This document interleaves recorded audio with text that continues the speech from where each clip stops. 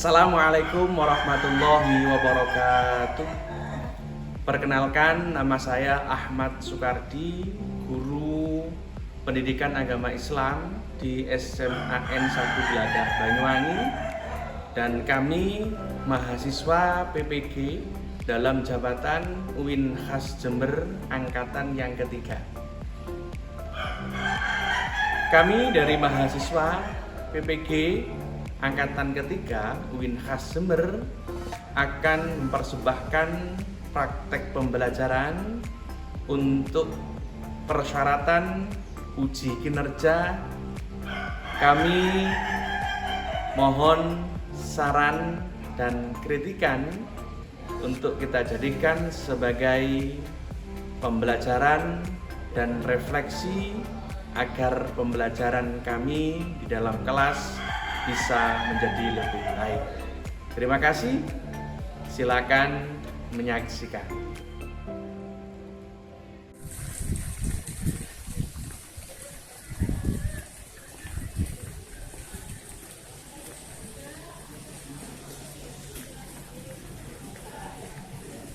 Ayo nak masuk nak. Ayo masuk. Bisa.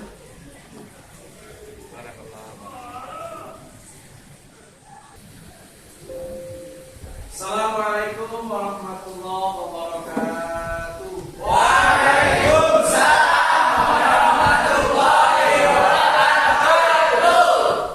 Bagaimana kabarnya hari ini? Alhamdulillah sehat. Alhamdulillah sehat semua nih. Zikri ada?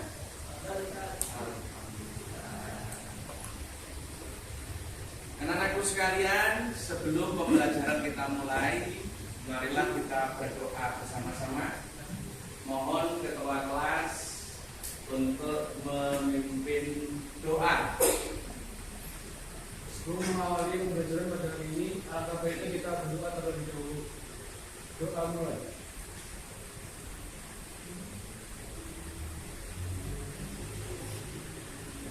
Doa selesai. Anak-anakku sekalian yang saya sayangi, yang saya banggakan, agar supaya pembelajaran pada pagi hari ini bisa maksimal, saya cek dulu kebersihannya oleh kanan, kiri, bawah, Sampah. belakang, mungkin ada kotoran atau sampah.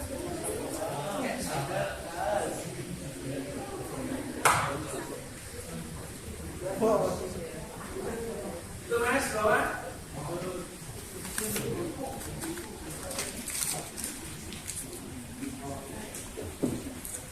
Ya, terima kasih karena sudah bersih semua.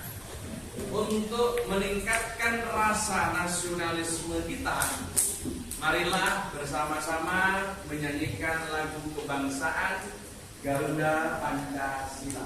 1, 2, 3. Garuda Pancasila.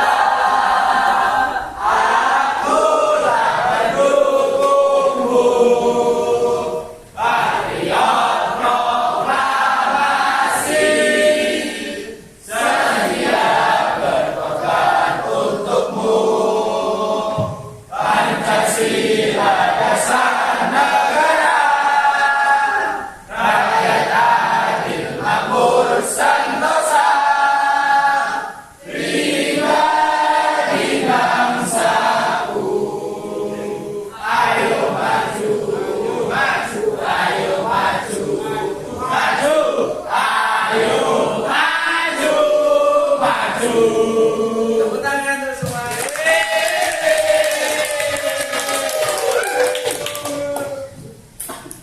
Anak-anakku sekalian yang saya sayangi, yang saya banggakan, alhamdulillah kita semuanya masih diberi kenikmatan sehat walafiat. Sekarang saya absen dulu.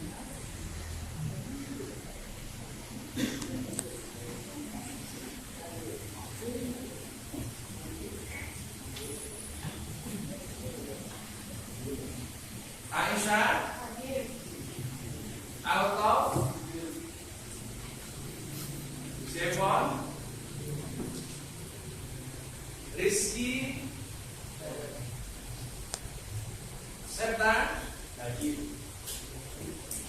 Muhammad Naufal. Sakit Naufal. Sakit mas. Elsa. Berarti yang sakit Naufal, yang izin Risma, Iman, sama Faiz.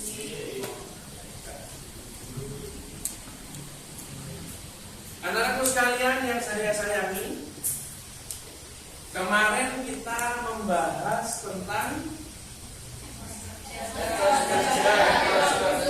dan perilaku jujur. Bagaimana pembelajaran kemarin? Intinya, kesimpulannya. Angkat tangan yang bisa. Sabar. Ada yang mau memberikan kesimpulan pembelajaran pada pertemuan kemarin? Monggo, angkat tangan. Dengan bahasa sampai sendiri. Ada? Talita? Mau jawab kayaknya? Ya. Jadi kesimpulan dari pembelajaran kemarin yaitu saya itu sabar, lebih semangat dalam melakukan kegiatan, lalu berlaku jujur, tanggung jawab dan sebenarnya itu. ya, tepuk tangan untuk menarik.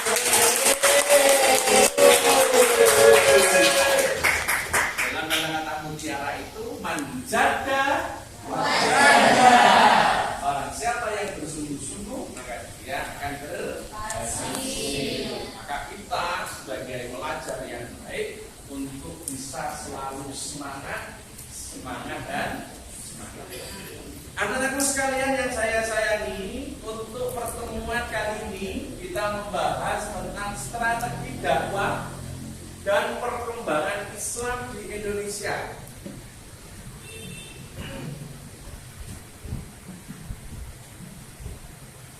Kompetensi dasar yang kita pelajari menganalisis dan mengevaluasi strategi dakwah dan perkembangan Islam di Indonesia.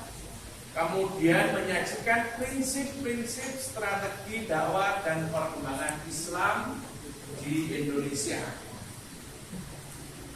Tujuan pembelajaran, setelah kalian semua mempelajari tentang tema ini, panjenengan bisa menjelaskan strategi dakwah dan perkembangan Islam di Indonesia dengan benar. Kemudian yang kedua, menganalisis strategi dakwah dan perkembangan Islam di Indonesia. Langkah-langkah pembelajaran nanti kita menggunakan pendekatan PBL, yaitu problem based learning. Kita nanti bentuk beberapa kelompok kecil. Ini jumlahnya 36. Berarti kalau dibuat 6 kelompok menjadi berapa? 6 gitu. Nanti kita bentuk menjadi 6 kelompok, atau per kelompoknya ada 6 anak. Sebelum lebih jauh kita membahas tentang materi, coba saya ingin tahu tentang penguasaan. Saya yakin kalian tadi malam belajar enggak ya? Belajar saya yakin dan Gus Duron sampean tadi malam belajar. Coba dibuka HP kalian. Ini saya sediakan soal-soal tentang dakwah Islam dan perkembangan Islam di Indonesia. Tolong itu dijawab.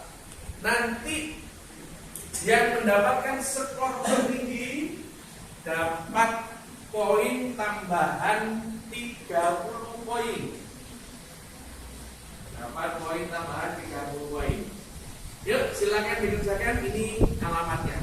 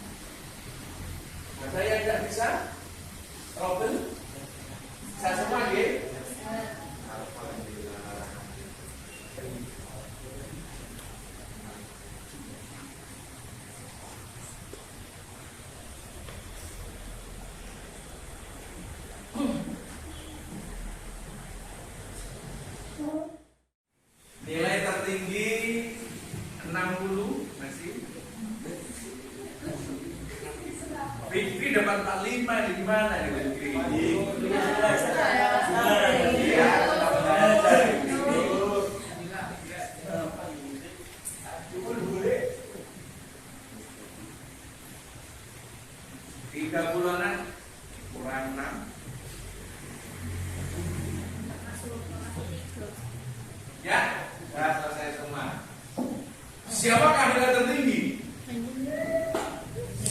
Kita yang oleh saudara Fajrul.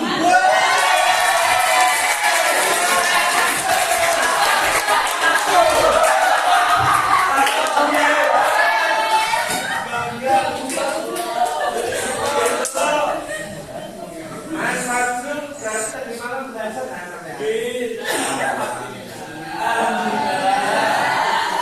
Mas Fajrul dapat tambahan poin 30 poin.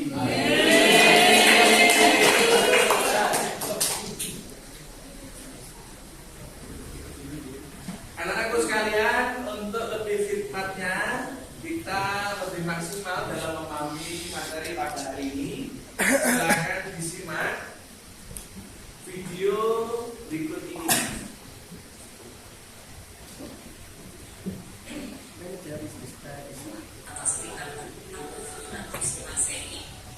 Dibuktikan dengan adanya kampung Arab atau tentang bagaimana agama Islam masuk ke Indonesia. Dari awal mula sejarah masuknya Islam di Indonesia hingga menjadi agama dengan kedudukan besar di masyarakat. Banyak teori yang menanyakan kegagalan Islam masuk pada masa awal-awal Hijriah atau sekitar tahun 400 Masehi. Dibuktikan dengan adanya kampung Arab atau pemukiman Arab di pesisir utara pantai Sumatera yang banyak dijumpai oleh para pedagang pada masa itu. Selamat datang kembali di channel Jajak Terus, channel yang akan membahas tentang sejarah, religi, mitos, legenda, dan keindahan alam. Akan update setiap hari Senin, dan semoga sajian video-video dari kami bermanfaat. Kita berikut ini beberapa penjelasan teori masuknya agama Islam ke Nusantara. Yang pertama, teori India atau teori Buddha. Teori ini dicetuskan oleh Henry James dan dikembangkan oleh Scott J dan kawan-kawan. Selain itu, teori India atau teori Buddha ini juga diyakini oleh sejarawan Indonesia Sucipto Suprano yang meyakini awal mula sejarah masuknya Islam ke Indonesia adalah melalui India atau Gujarat pada abad ke-13. Banyak bukti yang menguatkan teori Gujarat ini. Salah satunya adalah makam Malik As-Saleh yang merupakan salah satu pendiri kerajaan Samudra Pasai. Corak dari batu nisan Malik As-Saleh sangat mirip dengan batu nisan yang ada di Gujarat. Yang kedua, teori Arab atau Mekah. Teori ini merupakan teori Islam yang menunjukkan bahwa Islam masuk ke Indonesia langsung dari Arab atau Mekah pada masa kekhalifahan. Teori ini didukung oleh Yusuf Al-Maidun hingga Buya Hamka atau Abdul Malik Karim Abdullah. Pada bukunya yang berjudul Sejarah Umat Islam yang terbit pada tahun 1997, Buya Hamka menjelaskan bukti masuknya agama Islam di Indonesia. Ya anak-anakku sekalian yang saya sayangi, ada yang bisa memberikan komentar tentang video yang sudah kita tayangkan ke tadi? Monggo. Siapa? Ya, siapa? Lakinya? Kalau yang tadi sudah berubah, sekarang laki-laki? Iya, Mas Rifini, silakan Mas. Iya. Teori Gujarat itu Dijelaskan Islam itu masuk ke Nusantara. Itu ada teori yang namanya teori Gujarat, itu melalui perdagangan dari orang-orang India gitu. Dan teori ini didukung oleh tokoh Snow Cina itu kalau kita Belanda, orang Belanda itu. Ya mungkin itu aja. ya, tepuk tangan. Mari kita pelajari bersama-sama beberapa teori yang sudah dikemukakan oleh beberapa ilmuwan bahwasanya Indonesia ini dimasuki Islam. Ada yang mengatakan dengan metode teori Gujarat. Islam masuk ke Indonesia berasal dari Gujarat sekitar abad ke-13 Masehi atau 7 Hijriah. Gujarat terletak di India bagian barat, berdekatan dengan Laut Arab dan punya posisi strategis di jalur perdagangan antara timur dan barat. Pedagang Arab bermadzhab Syafi'i telah bermukim di Gujarat dan Malabar. Penemuan arkeologis batu nisan makam Sultan Malikus Saleh ini merupakan bukti bahwasannya Islam itu benar-benar berada di Indonesia melalui teori Gujarat.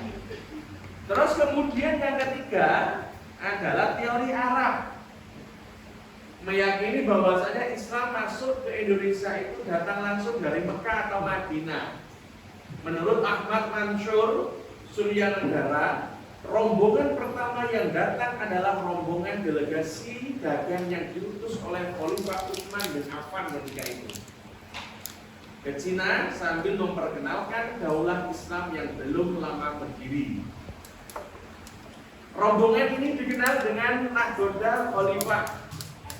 Pengiriman delegasi kurang lebih 30 Hijriah atau 651 Masehi atau berselang 30 tahun sebelum wafatnya Kanjeng Nabi Muhammad Sallallahu Alaihi Wasallam.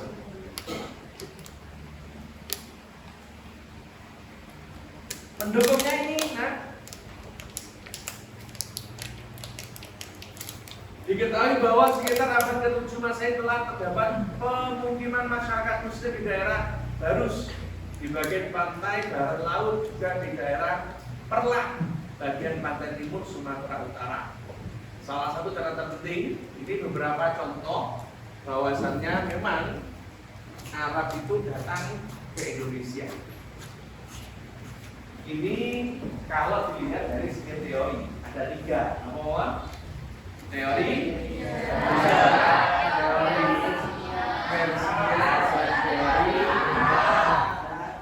teori bagaimana Islam itu masuk di Indonesia.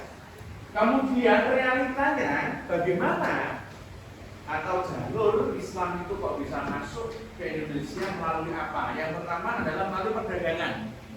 Ada jalur selatan, kemudian ada jalur utama. Yang jalur selatan ini dari Arab, kemudian ke Yaman, Gujarat, Sri Lanka, kemudian datang ke Indonesia. Arab, kalau yang jalur selatan, jalur utara dari Arab, Damaskus, Baghdad, Gujarat, dan Indonesia. Kenapa Indonesia itu kok menjadi salah satu negara yang sering dikunjungi oleh mereka-mereka? Kenapa? Karena daerah strategis yang dilalui dari Sebutkan nama? Java atau itu. Ya. Alasannya? Jadi Indonesia itu menjadi tempat singgah dari berbagai negara, biasanya itu untuk melakukan perdagangan atau enggak hanya singgah sementara. Jadi Indonesia itu menjadi sebab bahwa Indonesia itu banyak negara yang melewati daerah tersebut. Berarti jalurnya yang strategis. Iya, jalurnya strategis. Ada yang lain? Ada yang lain? Kenapa kok Indonesia menjadi salah satu negara yang diminati untuk dikunjungi? Ketika kita bilang perdagangan, berarti ada hal yang menarik di Indonesia itu. Apa kira-kira? Karena sumber daya alamnya yang melimpah. Sampeyan tahu sendiri kalau di Arab Saudi sana, sampeyan makan salah, kemudian panjenengan jatuhkan, tumbuh betul? Tumbuh. Sampeyan makan semangka, kemudian sisanya sampai jatuhkan ke tanah, tumbuh tidak? Tapi kalau di Indonesia dengan dengan luar biasanya sumber daya alam yang ada di Indonesia, maka banyak sekali orang itu datang ke Indonesia untuk juga bisa mengambil hasil panen dari orang-orang Indonesia yang melakukan cocok tanam dan lain sebagainya. Selain dalam bidang pertanian, nuwun sewu, emasnya luar biasa. Apalagi bumi, rempah-rempahnya, batu bara, minyak bumi, kaya. Bahkan kemudian yang kedua adalah jalur perkawinan, ya. Karena proses transportasi zaman dulu itu tidak secanggih sekarang. Kalau sekarang pakai pesawat, beberapa jam datang. Kalau dulu menggunakan kapal laut, membutuhkan beberapa hari bahkan berbulan-bulan. Orang Arab itu kalau sudah melakukan perdagangan di Indonesia itu berbulan-bulan di Indonesia, sehingga mereka juga karena sering berinteraksi dengan pribumi, di situ ada namanya proses perkawinan. Ya, perkawinan antara seorang muballigh dan putri raja atau bangsawan. Para putri raja atau bangsawan ini harus diislamkan terlebih dahulu. Jadi modelnya itu pemerintah memegang kekuasaan yang punya kerajaan dinikah secara otomatis, secara besar-besaran mereka pengikut-pengikutnya itu juga bisa masuk Islam. Semisal contoh Raden Rahmat atau Mbah Sunan Ampel dengan Nyai Manila, Sunan Gunung Jati dengan Putri Kawinan. Ini salah satu contoh yaitu dari jalur perkawinan.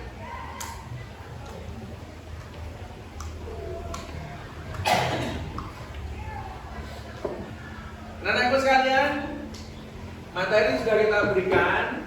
Ini kita sekarang diskusi. Tolong membentuk menjadi 6 kelompok. Membentuk menjadi 6 kelompok. Siapkan kertasnya. Kita menggunakan pendekatan PBL, yaitu problem based learning. Kita siapkan satu video. Tolong nanti didiskusikan bersama, dikaji bersama, dianalisis bersama.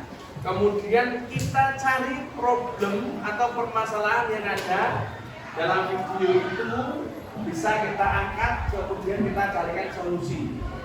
Atau dari video yang sudah panjenengan lihat nanti, kemudian dikaitkan dengan kejadian di lingkungan jenengan semuanya, bisa diangkat sebuah permasalahan, kemudian dibahas bersama-sama, kemudian solusinya apa. Mari kita dengarkan dan kita lihat dengan seksama video berikut ini. Anak-anakku sekalian yang saya sayangi, silakan dilihat tayangan berikut ini, kemudian silakan nanti didiskusikan sama teman-temannya tentang apa yang ada di video yang sudah kita lihat ini nanti. Nanti langkahnya adalah sampean membuat judul apa? Masalah itu. Apa permasalahan yang ada di video itu? Kemudian rumusan masalah. Yang terakhir dikasih solusi. Silakan dilihat dengan seksama video berikut ini. Polisi terus memburu jihadi, tetapi jaringan ini makin aktif membentuk sel dengan merekrut anggota. Pernah kita saksikan bersama ada pembayatan massal di Makassar, ada penangkapan 21-28 Makassar sering itu akar-akar itu kemudian yang pada saat dicabut satu terus ribu. Dunia maya dimanfaatkan oleh kelompok radikal. Tak terbatas waktu dan jarak, doktrin yang diyakini makin masif ditebarkan. Anak muda menjadi sasaran empuk untuk direkrut menjadi Kemudian nanti dipresentasikan. Monggo, silakan. Ini dulu kelompoknya. Sekarang nanti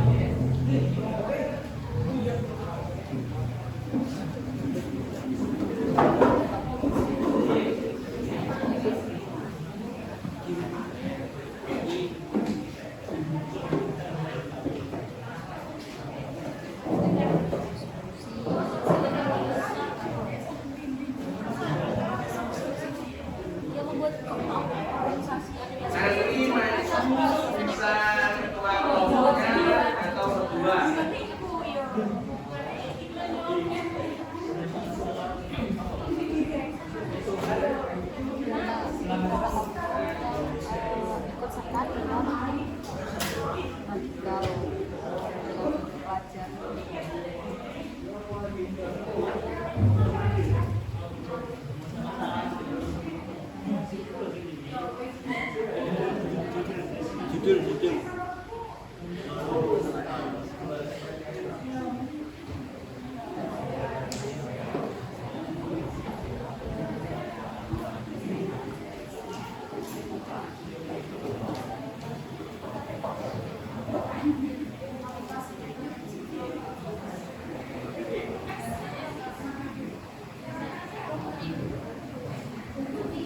Tapi bisa jam setengah siji wis bar.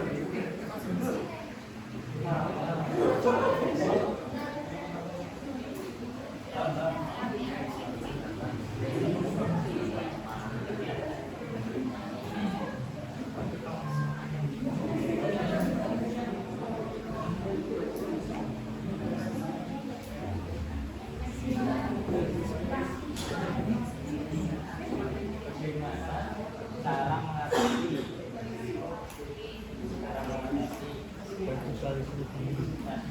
mengatasi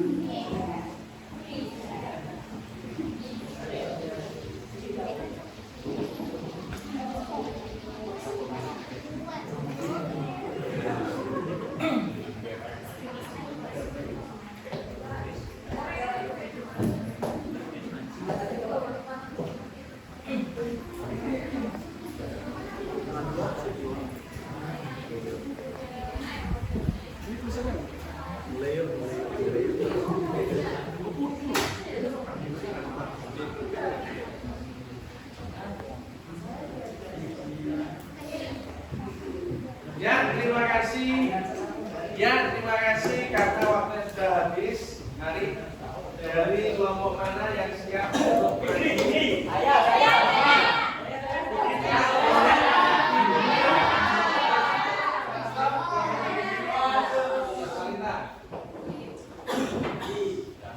Salam Tuhan.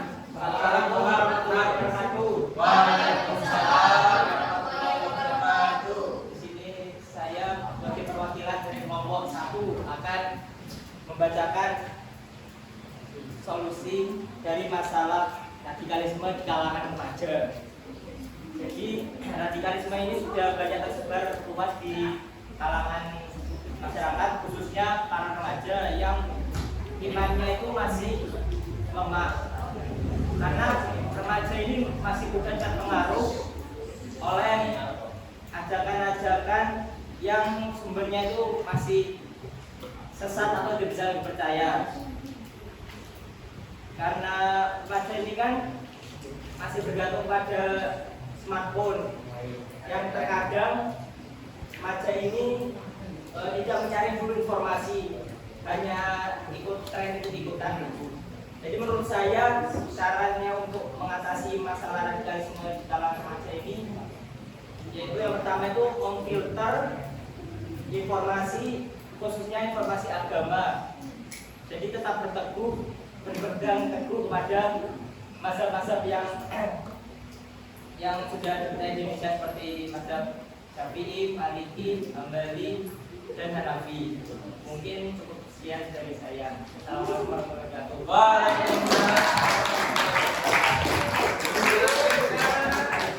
Kelompok 3 dari kelompoknya Mbak Narita.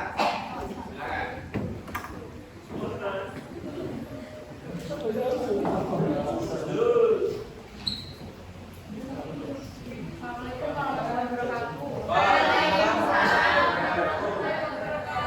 Perkenalkan, saya Talita dari kelompok 3. Di sini saya akan membacakan sedikit hasil dari diskusi kami mengenai suatu pembelajaran sejarah kami.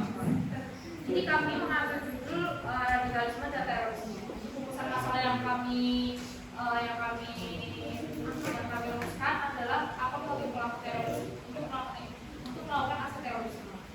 Lalu setelah kami diskusikan, kami menemukan beberapa solusi untuk permasalahan yang kami temukan, yaitu memberikan edukasi kepada masyarakat tentang apa itu terorisme. Karena terorisme itu kan masyarakat yang terkena doktrin dari sumber yang tidak jelas. Jadi untuk masyarakatnya ini gampang terpengaruh. Jadi harus diberi edukasi supaya lebih selektif dalam mengetahui sumber mana yang benar dan yang salah. Lalu masyarakat harus lebih berhati-hati dalam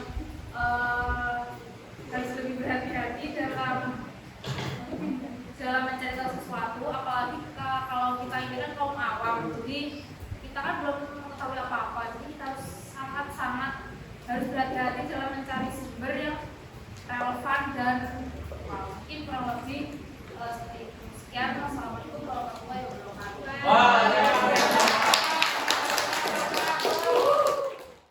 Anak-anakku sekalian yang saya banggakan, sekarang kita evaluasi diri dengan melalui penilaian harian. Tolong nanti bisa dilihat soal-soal melalui Google Form yang sudah saya sediakan. Jadi, tadi yang tertinggi Mas Fajrul. Setelah kita memahami materi ini, kita sudah bisa maksimal dalam menerapkan atau memahami materi ini. Silakan bisa dikerjakan.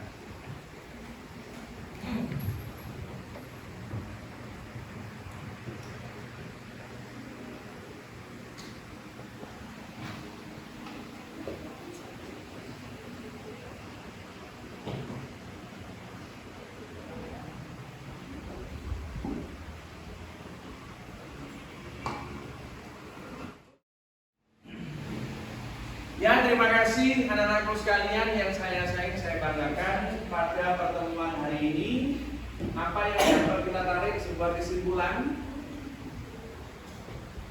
Apa yang dapat kita tarik sebuah kesimpulan? Islam itu didakwahkan di Indonesia tidak dengan kekerasan. Hal ini senyampang sesuai dengan firman Allah, ud'u ila sabili rabbika bil hikmah wal mau'izatil hasanah. Islam itu hadir di Indonesia dengan hikmah atau bijaksana. Yang kedua, bil mau'izatil hasanah, dengan tutur kata yang baik, mampu mengakulturasi budaya. Islam hadir itu tidak merusak sebuah budaya yang ada di Indonesia, akan tetapi disempurnakan sehingga sesuai dengan Al-Quran dan Al-Hadis. Oleh karenanya, bagaimana kita sebagai seorang Muslim yang baik, ketika Islam ini ingin kita pertahankan dengan baik, maka kita harus bisa menjadikan Islam ini sebagai rahmat atau kedamaian. lainnya. Wa ma arsalnaka illa rahmatan lil alamin. Terima kasih anak-anakku sekalian yang saya sayangi. Jangan lupa di rumah lembar kerjanya atau UKBM-nya dikerjakan. Yang keenam. Mudah-mudahan pertemuan hari ini bisa manfaat dan barokah untuk kita semuanya. Kita bisa berinspirasi, bisa kita aplikasikan dalam kehidupan kita sehari-hari. Mudah-mudahan kita semua dengan cuaca yang tidak mendukung, kadang-kadang panas, kadang-kadang hujan, tetap kita diberi kesehatan oleh Allah Subhanahu wa Ta'ala. Man jaga